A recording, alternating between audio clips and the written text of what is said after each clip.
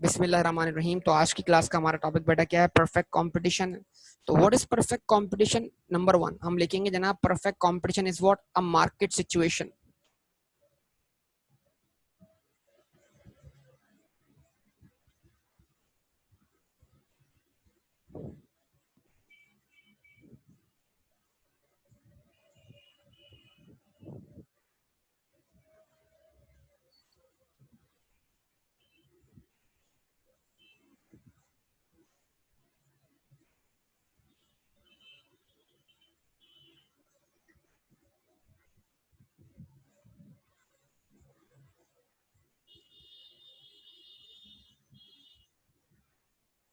अच्छा, perfect competition the market situation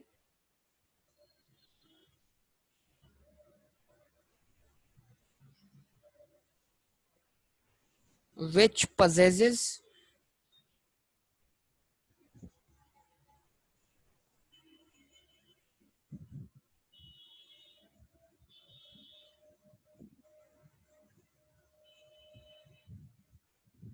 the following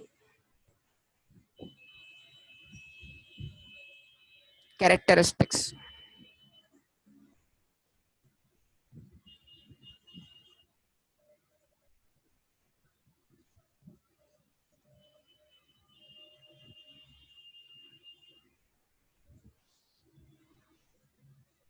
Which possesses the following characteristics।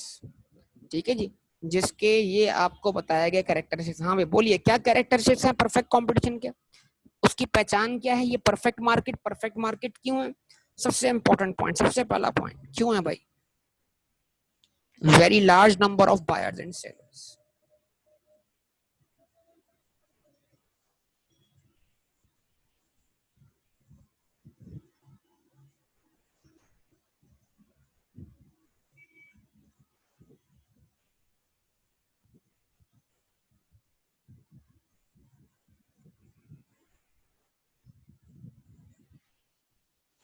Buyers और sellers की तादाद क्या है? बेतहाशा है। ऐसा ही है बेटा।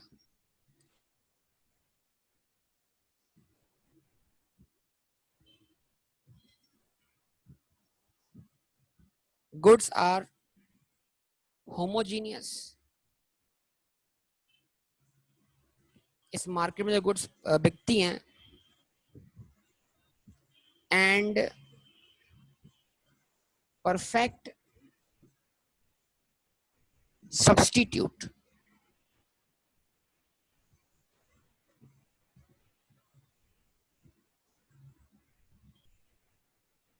Of each other.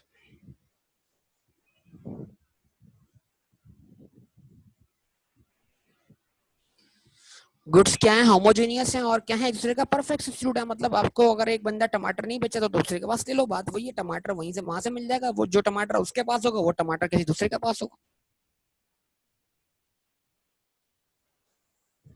ठीक है।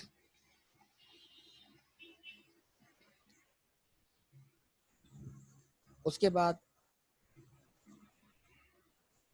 नंबर 3,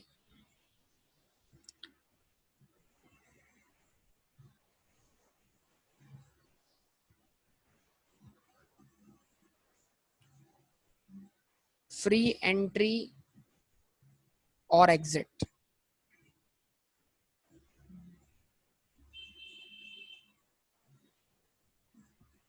देखिए, हर बिजनेस करना आसान नहीं होता, लेकिन कुछ बिजनेस करना आसान होता है।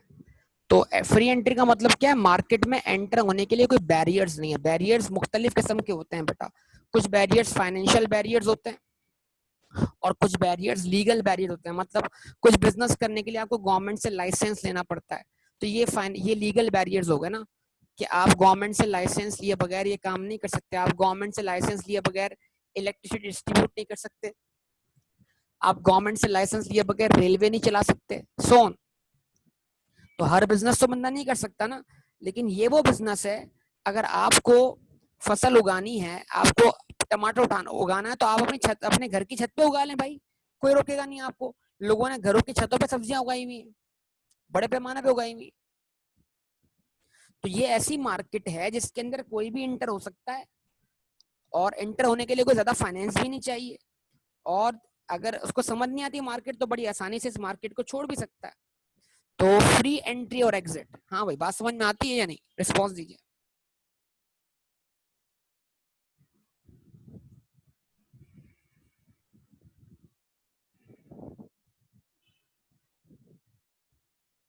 Buyers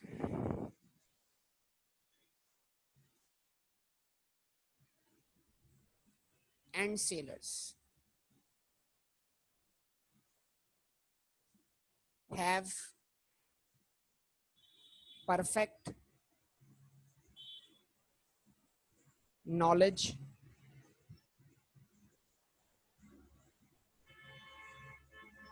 of market। बायर्स और सेलर्स को मार्केट की बड़ी अच्छी तरीके से क्या है, नॉलेज है। वो जानते हैं कि आज की प्राइस क्या है और कल की प्राइस क्या है।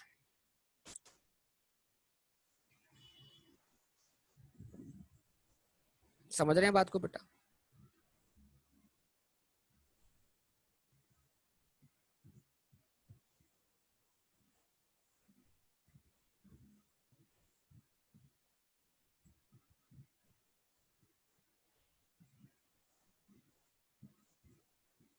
Share of each individual firm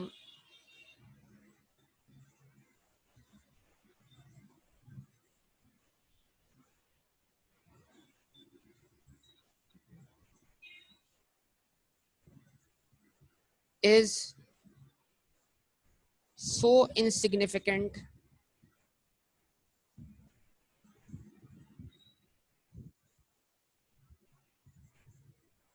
that they cannot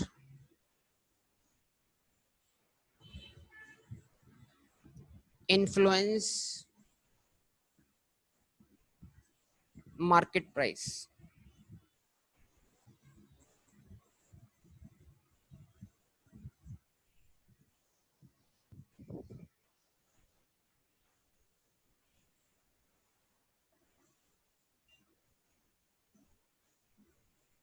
Price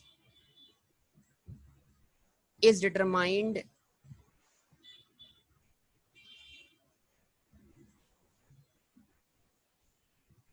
by market forces of demand and supply,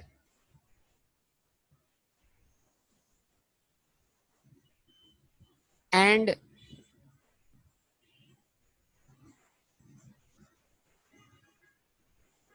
each firm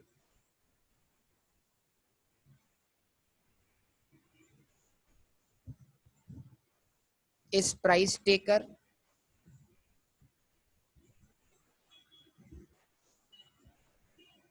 not price maker।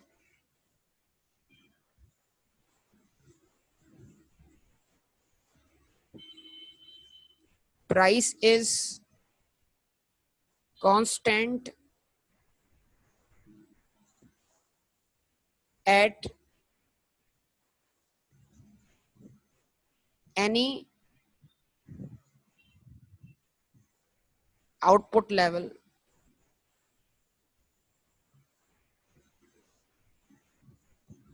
therefore demand curve for individual firms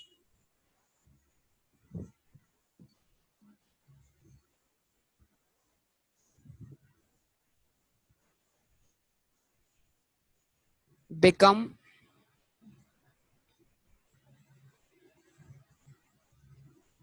perfectly elastic।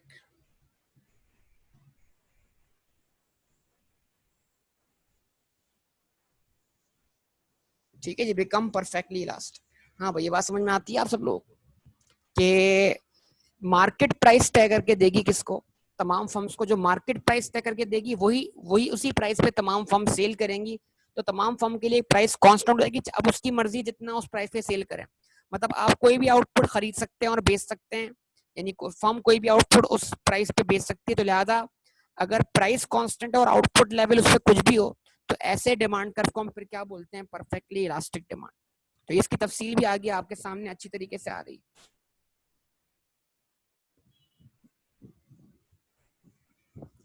उसके बाद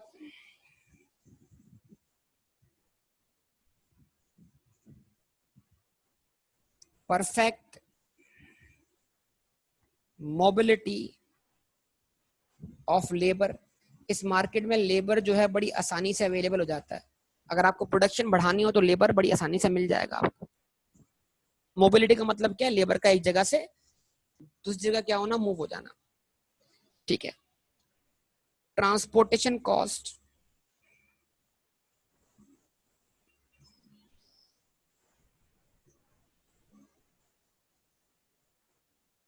is zero और negligible. Transportation cost या तो zero है या ना होने के बराबर। तो मेरे ख्याल से मैंने तो तकरीबन सारे पॉइंट्स यहाँ पे लिख दिए हैं। अगर कोई पॉइंट आपने स्टडी टेक्स्ट में पढ़ा हो और आपको लगता हो यहाँ मिसिंग हो, तो आप प्लीज इसको क्या कर दीजिएगा, कंसीडर कर लीजिएगा। ठीक है जी। तो हमने कहा जनाब, परफेक्ट कंपटीशन एक ऐसी मार्केट सिचुएशन का नाम है जहां पर ये सारे कैरेक्टरिस्टिक्स पाए जाते हैं।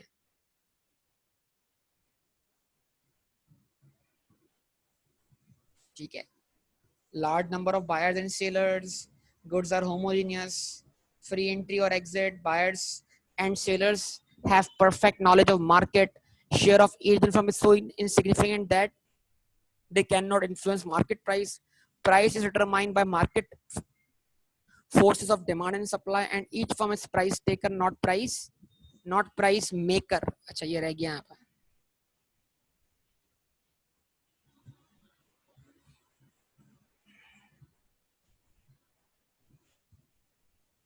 ठीक है जी।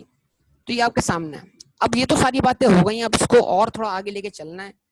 अब अगला पॉइंट हमारे पास जो ना बड़ा इंपॉर्टेंट है, और वो पॉइंट क्या है, वो है revenue behaviour in perfect competition. Perfect competition में आपको क्या रेवेन्यू बिहेवियर दिखाई देता है। ठीक है। तो स्टडी करने जाते हैं हम किस चीज को, revenue behaviour in perfect competition.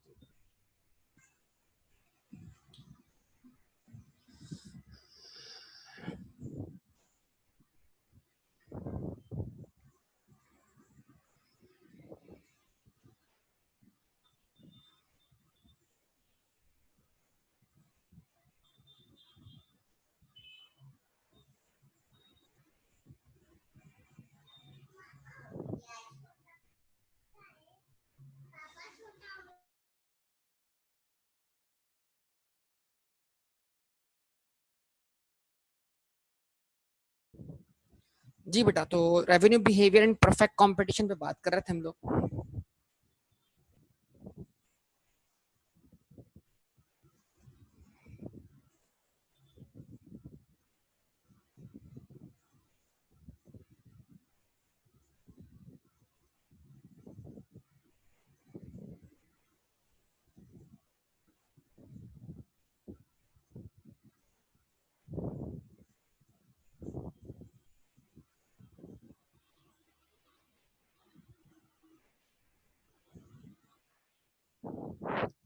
ठीक है जी।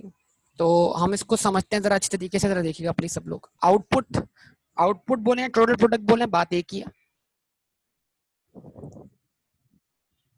एक शेड्यूल बना रहा हूँ आपके सामने, उसके जरिए बात समझने की कोशिश करते हैं। आउटपुट,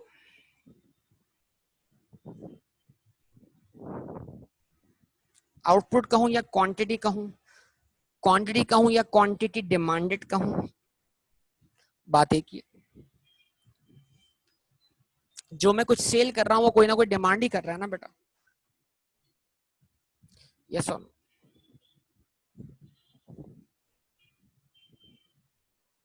और ये कॉन्सेप्ट भी आपको बहुत बेनिफिट देने वाला है क्यूएमटी में। प्राइस यानी कि पर यूनिट सेलिंग प्राइस, एक यूनिट कितने का बिक रहा है, जो ये प्राइस किसने तय करके दी है आपको, मार्केट ने तय करके दी है, यस और नो। जो फिक्स प्राइस मार्केट तय करके दे रही है, जिस पे तमाम लोग बेच रहे हैं। तो आज अगर टमाटर की कीमत जो है वो 20 रुपए किलो है तो 20 रुपए किलो ही बिकेगा। ऐसे ही है ना। अच्छा, उसके बाद बेटा क्या आ रहा है, टीआर। टीआर मतलब टोटल रेवेन्यू। और हम सब जानते हैं टोटल रेवेन्यू बराबर होता है price multiplied by quantity. Yes और नो?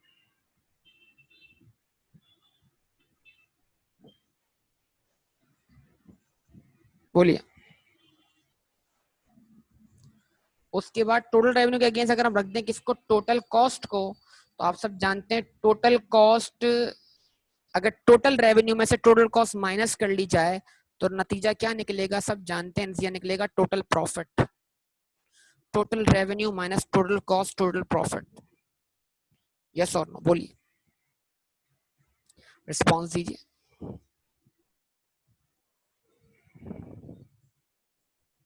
ठीक है। उसके बाद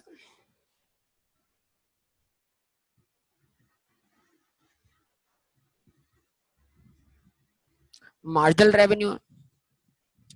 मार्जिनल रेवेन्यू बराबर होगा obviously change in total revenue divide by change in quantity output. यानी रेवेन्यू फंक्शन का डेरिवेटिव मार्जिनल रेवेन्यू फंक्शन कहलाता है। कुछ ऐसा बचपन में पढ़ा होगा हमने। यस और नो? रिस्पॉन्स है। अब देख लें, अगर आपके पास टाइम है तो आप अपना क्यूएमटी भी साथ साथ सीख लें, रिकॉल कर लें। पेपर तो वैसे भी देना ही है ना आप लोगों ने। मार्जिनल कॉस्ट आप सब जानते हैं। मार्जिनल कॉस्ट जो है वो टोटल कॉस्ट का डेरिवेटिव है। Change in total cost divided by change in output.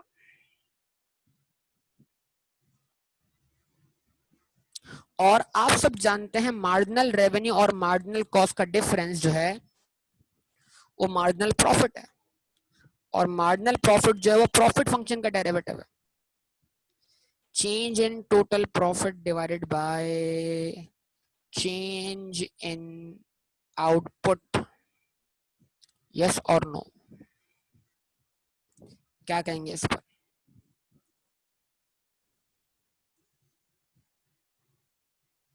बोलिए। 0, 1, 2, 3, 4, 5, 6, 7, 8, 9, 10, 11। ठीक है जी। तो ये आउटपुट है।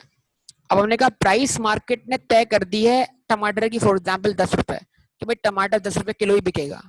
तो कोई इस पे ना बेचना चाहे तब भी कीमत 10 रुपए, कोई 1 किलो बेचना चाहे तब भी कीमत 10 रुपए, कोई 2 किलो बेचना चाहे तब भी कीमत 10 रुपए, कोई 3 किलो खरीदना चाहे तब भी कीमत 10 रुपए, पर केजी कीमत 10 रुपए। यानी मतलब price remains unchange irrespective of the output level. ये वाली एग्जांपल हमने कहाँ ली थी, परफेक्टली इलास्टिक डिमांड में, अगर आपको याद हो। रिस्पॉन्स है।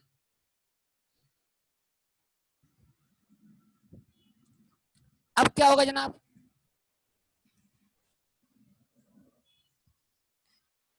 अब क्या होगा बोलिए। अब आप सब जानते हैं, अब आप सब जानते हैं कि अगर मैं प्राइस को मल्टीप्लाई कर दूं किससे, क्वांटिटी से, मुझे क्या मिल जाएगा, टोटल रेवेन्यू।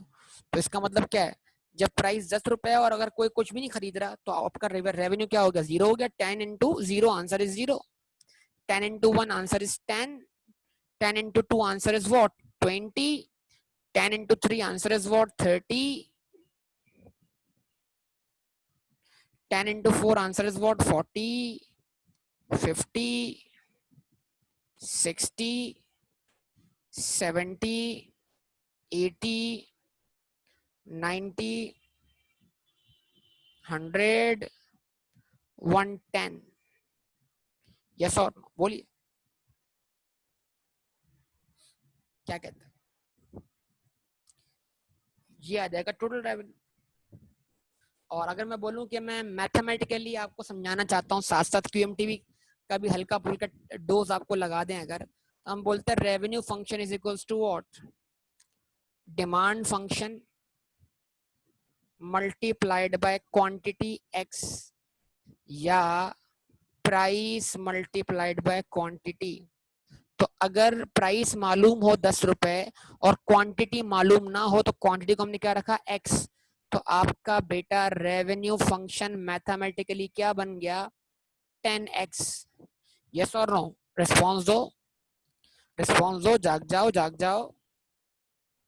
अब यहां पर x की वैल्यू 0 पुट करो तो रेवेन्यू फंक्शन का आंसर 0 हो जाएगा। यहाँ पर x की वैल्यू 1 पुट करो तो आंसर 10 होगा। यहाँ पर x की वैल्यू 2 पुट करो तो आंसर 20 होगा। यानी x पुट करते जाओ, टोटल रेवेन्यू मालूम करते जाओ, x पुट करते जाओ, टोटल रेवेन्यू मालूम करते जाओ, x पुट करते जाओ, टोटल रेवेन्यू मालूम करते जाओ। यस और नो, क्या ख्याल, ऐसे ही है ना?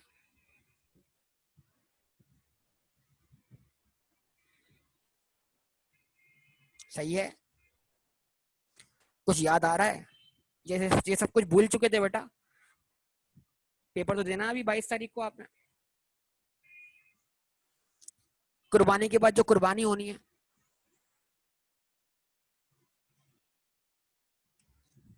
अच्छा जी, ओके। अच्छा भाई, नहीं करते यार। ओके जी। अब मैं कॉस्ट अपनी तरफ से अज्यूम कर लेता हूँ यहाँ पर कि भाई जीरो आउटपुट पे 3 टोटल कॉस्ट है, मतलब जब आउटपुट 0 है फिर भी आपको कॉस्ट बियर करनी पड़ेगी। तो हम जानते हैं कि 0 आउटपुट पर टोटल कॉस्ट हमेशा फिक्स कॉस्ट के बराबर होती है। यस और नो, रिस्पॉन्स प्लीज। तो आउटपुट अगर 0 है फिर भी आपको कॉस्ट बियर करनी पड़ेगी, तो ऑब्वियसली वो फिक्स कॉस्ट है। ऐसा है क्या नहीं? अच्छा,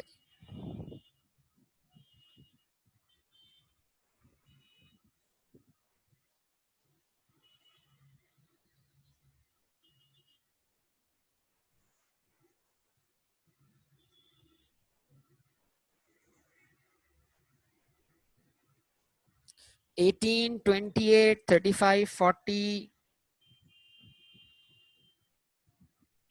44,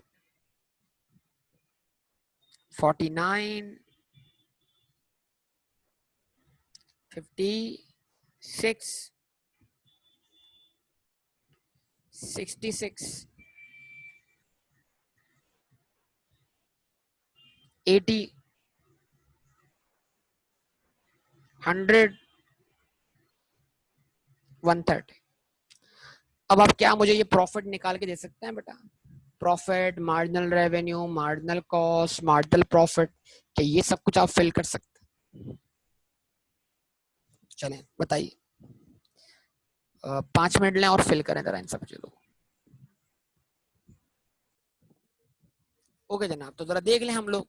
तो सबसे पहले क्या है, टोटल रेवेन्यू 0 है और टोटल कॉस्ट 3 है जो कि फिक्स कॉस्ट के बराबर है। इसका मतलब क्या हुआ, जब आउटपुट लेवल जीरो होता है तो पॉइंट नंबर 1 टोटल रेवेन्यू 0 होता है। जब आउटपुट लेवल 0 होता है तो टोटल कॉस्ट फिक्स कॉस्ट के बराबर होती है।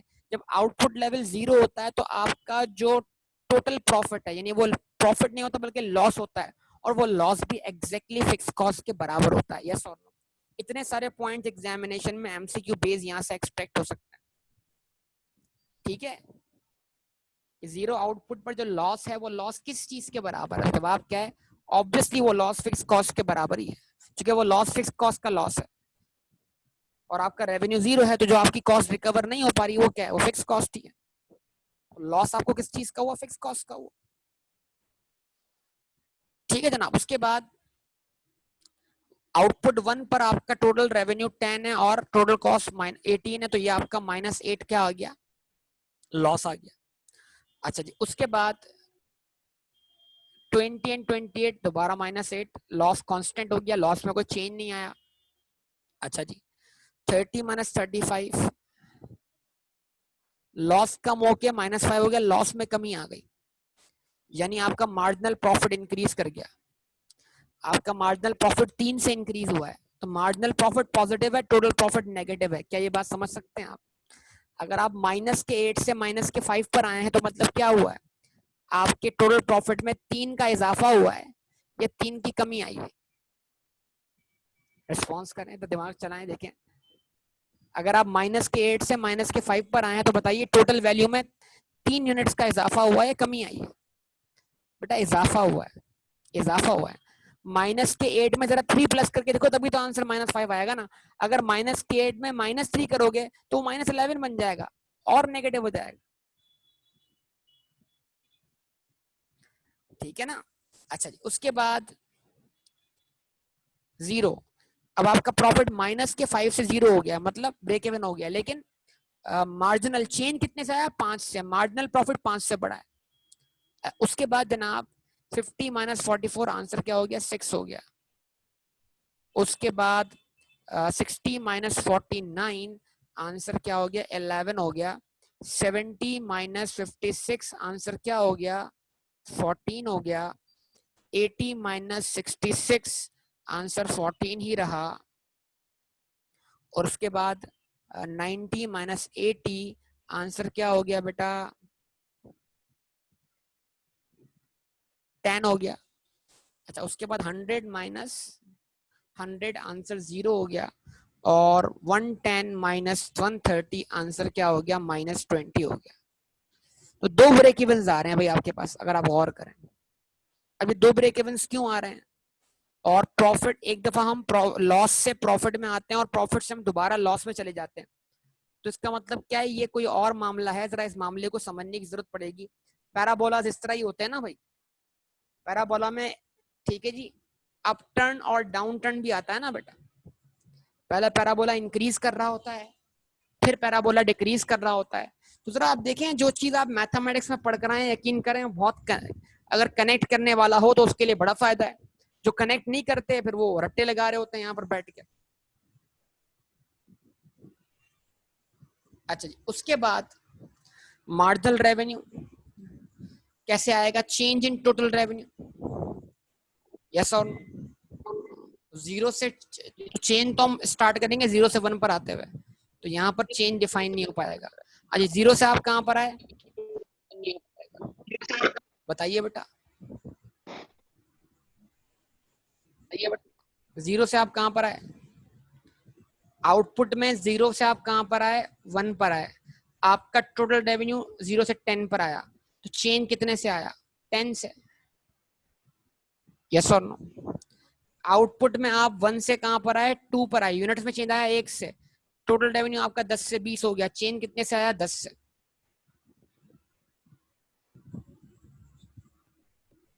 आउटपुट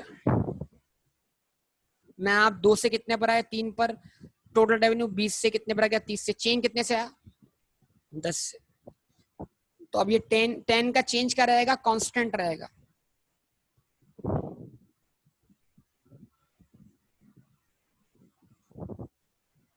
और देख लो, अभी भी जागना है तो जाग जाओ। अगर रेवेन्यू फंक्शन का निकाल लो derivative, derivative of revenue function is equal to what? 10। That is called what? Marginal revenue, yes और नो?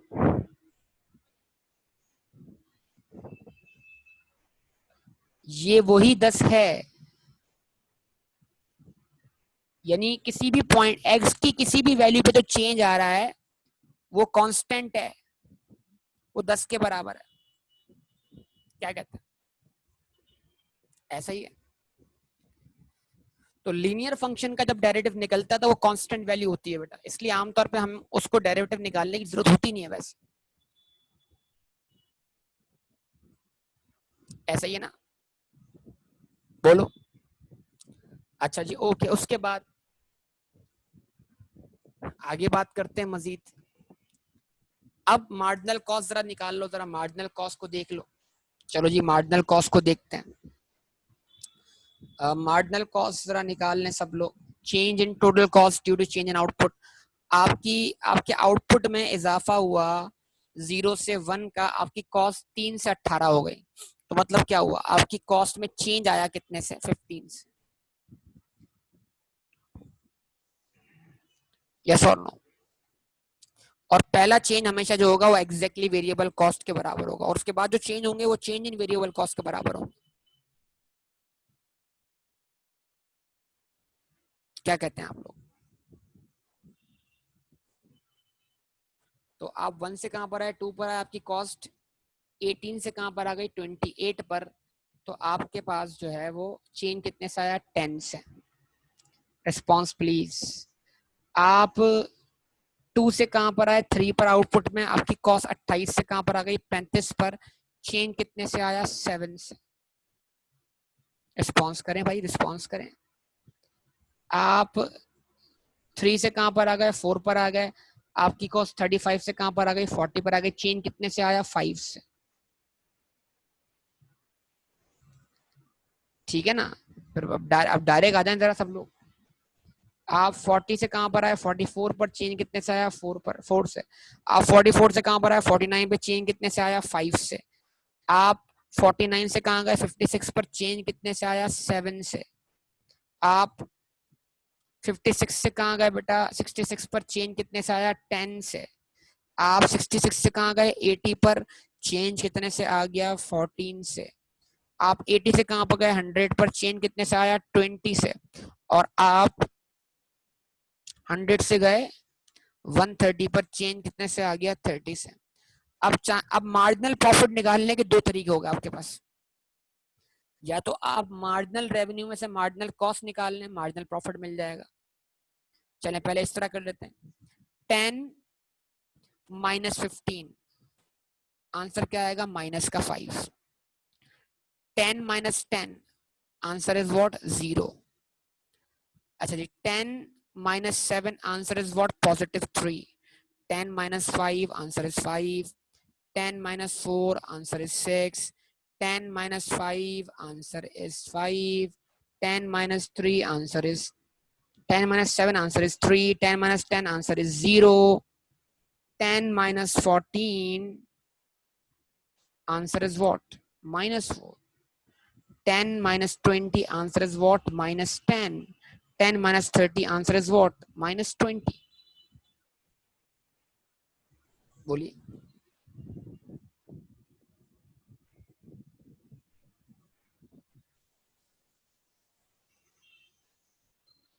जवाब दीजिए, क्या कहेंगे?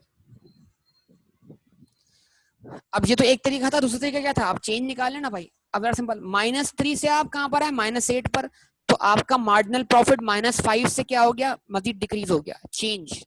-3 माइनस का 5 माइनस का 8। -3 में इतने से चेंज आया, वो -8 बन गया। माइनस के 8 में इतने से चेंज आया, वो -8 ही रहा। माइनस के 8 में +3 हुआ, वो -5 बन गया। माइनस के 5 में ये 5 प्लस हुआ, ये 0 बन गया। 0 में ये 6 प्लस हुआ, ये 6 बन गया। 6 में 5 प्लस हुआ, ये 11 बन गया। 11 में 3 प्लस हुआ, ये 14 बन गया। 14 में 0 प्लस हुआ, 14 ही रहा। 14 में से 4 माइनस हुए, 10 हो गया। 10 में से 10 माइनस हुए, 0 हो गया। 0 में से 20 माइनस हुआ, माइनस का 20 बन गया। तो change in total profit is equal to what, marginal profit. जवाब देते हैं बेटा आप सब।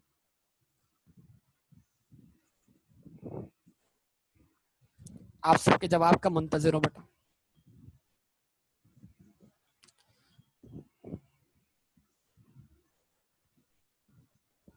रिस्पॉन्स दें, सही है। अब आप जानते हैं कि इनका क्या बनेगा, डायग्राम। लेकिन डायग्राम बनाने से पहले कुछ पॉइंट्स हम देख लेते हैं, वो क्या है। ठीक है, सबसे पहले काबिल गौर बात क्या है,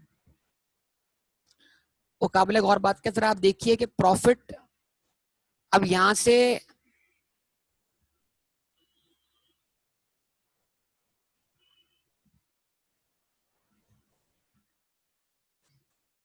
अब सवाल क्या है जनाब, पहले मेरे उसको सुन लें जरा क्वेश्चन को। सवाल यहाँ पर क्या है कि भाई आप प्रोडक्शन कर रहे हो, आप आउटपुट प्रोड्यूस कर रहे हो। तो किसी भी फर्म का जो ऑब्जेक्टिव होता है वो क्या होता है, मैक्सिमम प्रॉफिट अर्न करना, प्रॉफिट मैक्सिमाइजेशन। क्यूएमटी के अंदर भी आप मैक्सिमम और मिनिमम निकाल के यही तो पढ़ रहे हो ना, कि आपको मैक्सिमम प्रॉफिट फाइंड करना है। यानी आप चाहते हो एक्स की वो वैल्यू मिल जाए जिसपे आपका प्रॉफिट क्या हो, मैक्सिमम। जरा सोचो। अच्छा, अब आप सब देख के बताओ कि टोटल प्रॉफिट में सबसे ज्यादा मैक्सिमम प्रॉफिट कहां मिल रहा है आपको? वो एक्स की कौन सी वैल्यू है जिसपे टोटल प्रॉफिट क्या है? मैक्सिमम। और वो मैक्सिमम प्रॉफिट कितना है? 14। यहां भी तो 14 है ना, उसको 7 ना लें, उसको 8 बोलें, 8 यूनिट। ये 14 मैक्सिमम प्रॉफिट क्या है? 14 है। अब जरा क्यूएमटी का कनेक्शन बनाए इससे, इसलिए कि आप सबने पेपर भी देना है इसलिए। अच्छा, क्यूएमटी में आपको रेवेन्यू फंक्शन मालूम होता है? यस और नो? रिस्पॉन्स करें। रेवेन्यू फंक्शन मालूम होता है? यस और नो? मालूम होता है। उसका आप लेते हैं डेरिवेटिव, क्या मिल जाता है? Marginal revenue function. यस और नो?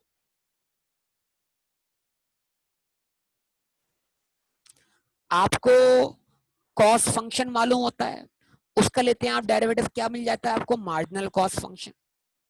जब आप मार्जिनल रेवेन्यू फंक्शन में से मार्जिनल कॉस्ट फंक्शन को माइनस करते तो क्या मिल जाता है? Marginal profit function. अच्छा, मार्जिनल प्रॉफिट फंक्शन निकालने का एक और तरीका भी है। वो क्या है? पहले टोटल रेवेन्यू फंक्शन में से टोटल कॉस्ट फंक्शन माइनस कर दें, वो प्रॉफिट फंक्शन बन जाएगा। और फिर प्रॉफिट फंक्शन का निकाल लें डेरिवेटिव, तो मार्जिनल प्रॉफिट फंक्शन बन जाएगा। तो जब आप प्रॉफिट फंक्शन का मार्जिनल प्रॉफिट फंक्शन निकाल लेते हैं तो फिर आप y की वैल्यू, y डैश की वैल्यू को क्या पुट करते हैं? 0 पुट करते हैं, याद है? क्यों? इसलिए आज देखें, लॉजिक लॉजिक कीजिएगा। इसलिए कि जहां पर मार्जिनल प्रॉफिट 0 है वहां टोटल प्रॉफिट मैक्सिमम है।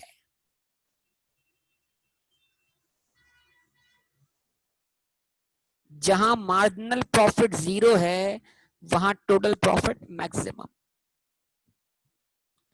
तो हम फंक्शन को बोलते हैं कि y डैश की वैल्यू अगर मैं 0 पुट करूं तो मुझे x की वो वैल्यू बताओ जहां पर मार्जिनल प्रॉफिट 0 है। तो मैं जब उसको 0 पुट करता हूं तो मेरे पास x सॉल्व होके आएगा 8। तो 8 यूनिट्स पर अगर मार्जिनल प्रॉफिट 0 है तो इसका मतलब ये हुआ कि 8 यूनिट्स पर ही टोटल प्रॉफिट क्या है? मैक्सिमम है। कुछ समझ पा रहे हैं मेरी बात? यानी नो बेटा, 7 नहीं है, थ्योरेटिकली 7 नहीं है।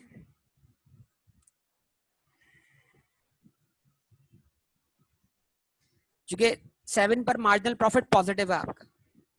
जिस पॉइंट पर मार्जिनल प्रॉफिट 0 है वहां पर टोटल प्रॉफिट क्या है? मैक्सिमम। ये सारे लिंक्स हैं बेटा आपस में, अब आप देख लें, आप समझ लें।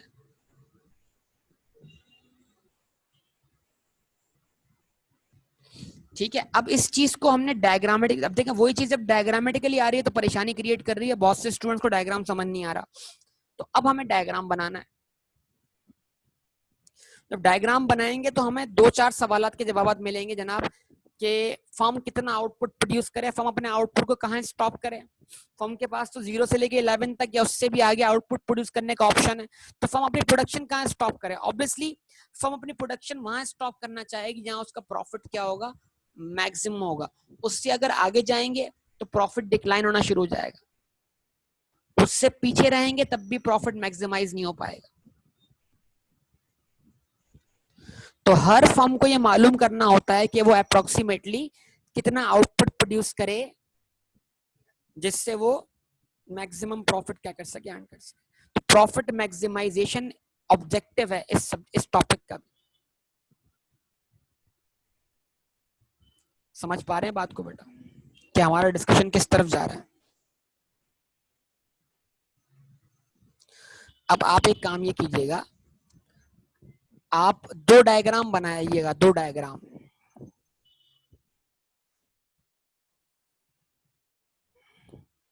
आउटपुट प्लॉट कीजिएगा एक्स एक्सिस पर, टोटल रेवेन्यू और टोटल कॉस्ट प्लॉट कीजिएगा वाई एक्सिस पर, एक ही डायग्राम में। डिफरेंस खुद बहुत प्रॉफिट आएगा, प्रॉफिट को अलग से प्लॉट करने की जरूरत नहीं। उसके बाद एक डायग्राम और बनाइएगा, आउटपुट प्लॉट कीजिएगा एक्स एक्सिस पर, मार्जिनल रेवेन्यू और मार्जिनल कॉस्ट, और प्राइस को प्लॉट कीजिएगा कहां पर? वाई एक्सिस पर। और डायग्राम बिल्कुल बनाइएगा ऐसे पैरेलल ऊपर नीचे, यानी क्वांटिटी से क्वांटिटी क्या होता है, मैच होता है, ताकि इन दो डायग्राम के दरमियान हम लिंक बना सकें। तो एक अप्रोच कहलाएगी total revenue and total cost approach, और दूसरी अप्रोच कहलाएगी marginal revenue and marginal cost approach.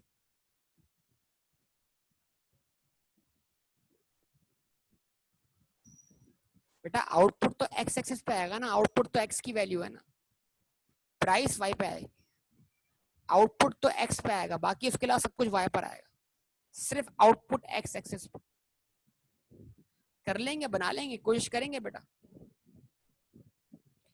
तो ये मैं इस पर टाइम स्पेंड इसलिए कर रहा हूँ कि आपको दो बेनिफिट है, एक बेनिफिट क्यूएमटी का भी और एक बेनिफिट इस चैप्टर के अंदर जो बहुत सारे बच्चों को परेशानी होती है कि डेटा उनके पास नहीं होता और किताबें रफ डायग्राम बना देती हैं, उससे उनको समझ लगती है कि वो कर क्या रहे हैं। तो इसलिए इस पर टाइम स्पेंड कर रहा हूँ, उसके बाद ये चैप्टर जैसे होता है मैक्रो इकोनॉमिक्स तरफ चले जाएंगे। ठीक है बेटा, ओके। तो यहाँ तक स्टॉप करेंगे, बाकी बातें अगली क्लास में करेंगे। आपसे अल्लाह हाफिज।